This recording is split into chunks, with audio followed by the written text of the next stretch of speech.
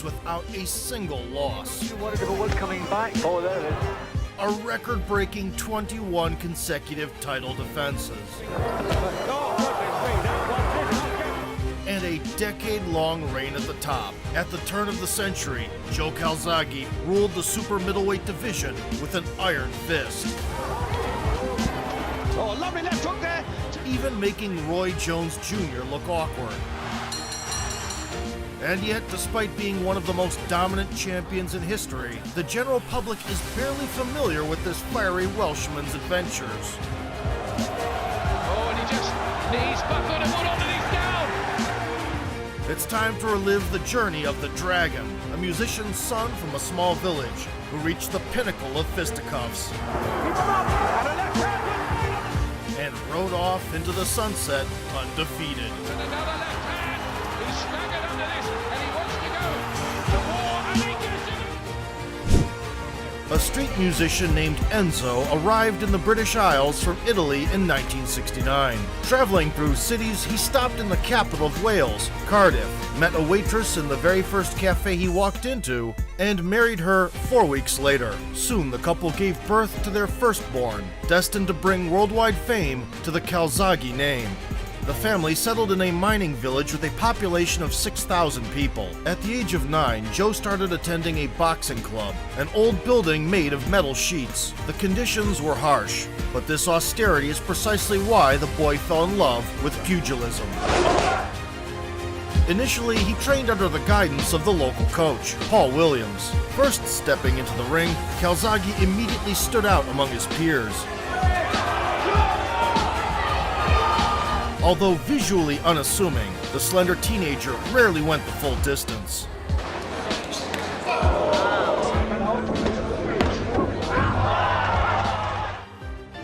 When Joe was 18, his trainer retired, which led Calzaghe Sr. to take on the role of the chief cornerman. The situation was complicated by the fact that Enzo's band was about to sign a contract with an American record company. But he turned down this opportunity in a heartbeat. The father gave up his dream for the sake of his sons. With his dad in the corner, Joe broke through to the national level. The explosive southpaw became the British champion 3 times in a row. Moreover, each year he would move up in weight, conquering the kingdom's most prestigious tournament in 3 different divisions. In a span of 5 years in the amateurs, Calzaghe's win column surpassed 100. The boxing community appreciated the young prospect's talent, but couldn't come to terms with the fact that there was a musician in his corner who had nothing to do with boxing.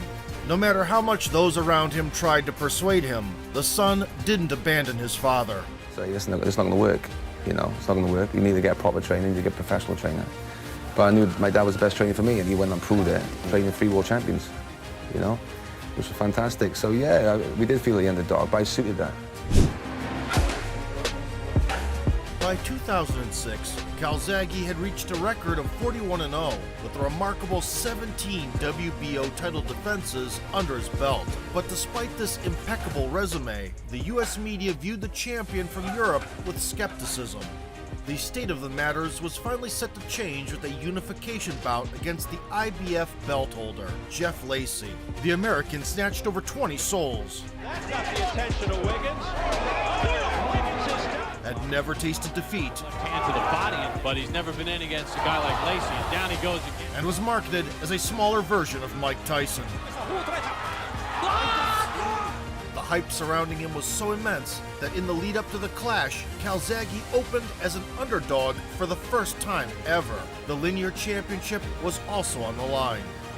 Aware of the power threat, Joe's father devised a movement-based game plan. And then content to...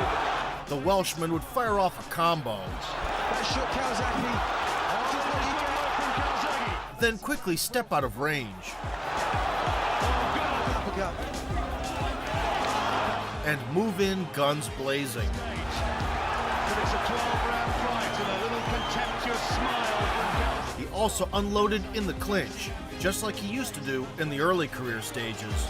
Again from Calzaghe, picking the shot well, and nothing coming back in there from Lacey. It's all Lacey was swinging sledgehammers, looking for headshots. These are the danger punch. Oh, good shot from Calzaghe. Short, straight left. Lacey into his face. Those are low punches, surely. Yeah, this is getting... But Calzaghe ducked under them with ease.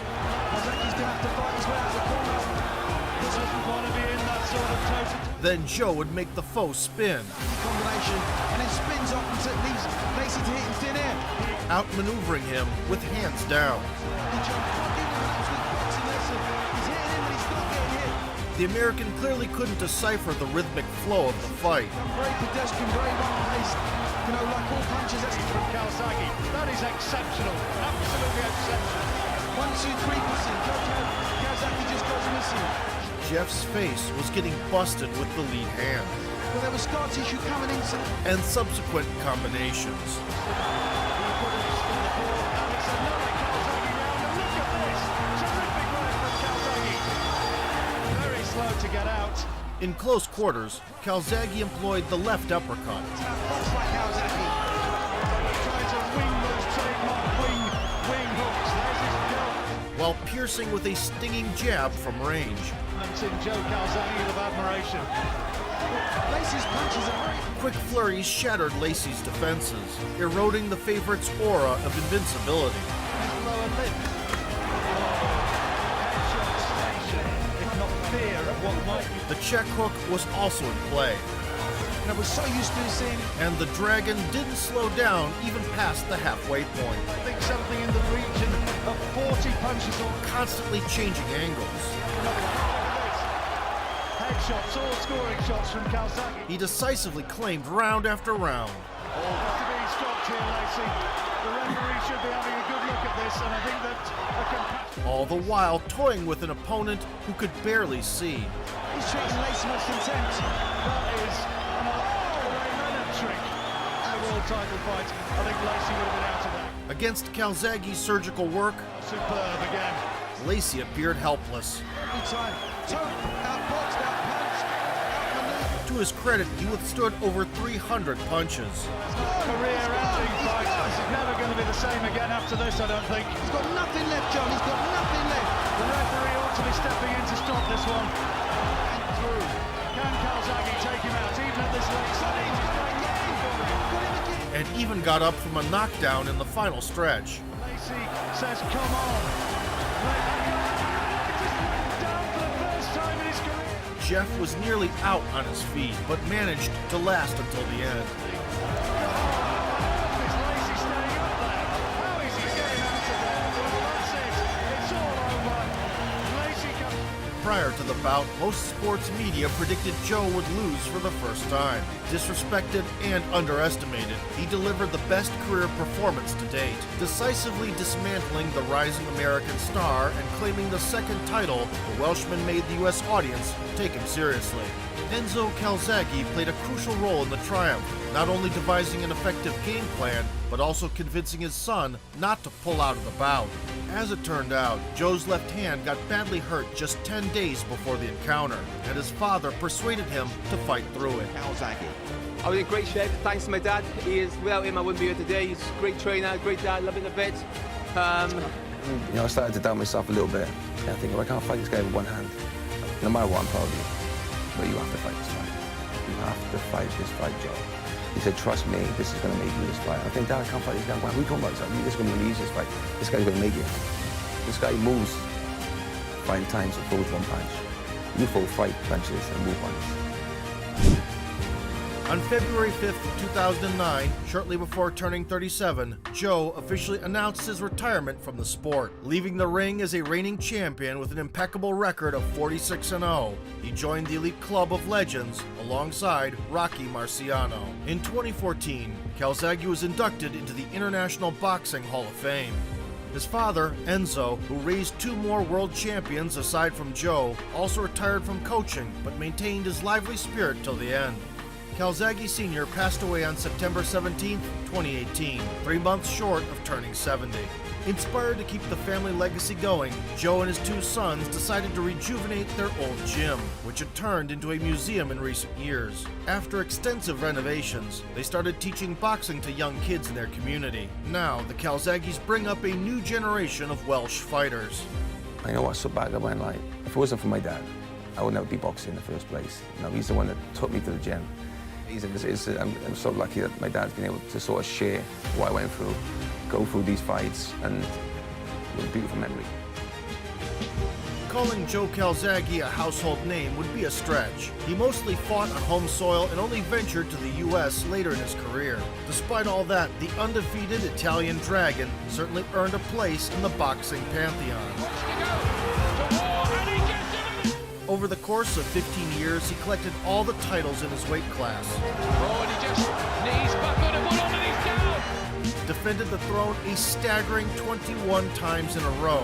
Fast knockout to the back. Oh, the left hook. Placing him in the top 5 all-time by this metric. You wanted to one coming back. Oh, there it is. So And retired at the top, which is extremely rare in the world of fisticuffs. While he might have lacked mainstream appeal, the Welshman never pursued it, choosing to stay true to himself, a boxer with a music-like flow. He's a big man. A true champion and a loving son. Today for Joe Calzaghe. Okay. How would you like to be remembered? Just a great fighter. I always wanted to entertain as well, you know. Never shied away from a fight. And even when I got hurt, I always come back for more. When I got dropped, I always come straight back at the opponent. I always fought with my heart, honestly, you know, and I always wanted to entertain. If you enjoyed the video, punch the like button, and most importantly, appreciate your parents.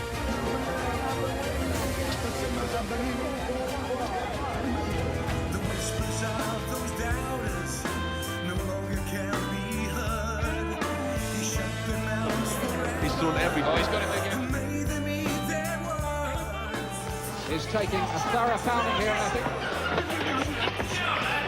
It's a terrible start for the German who's caught again by another.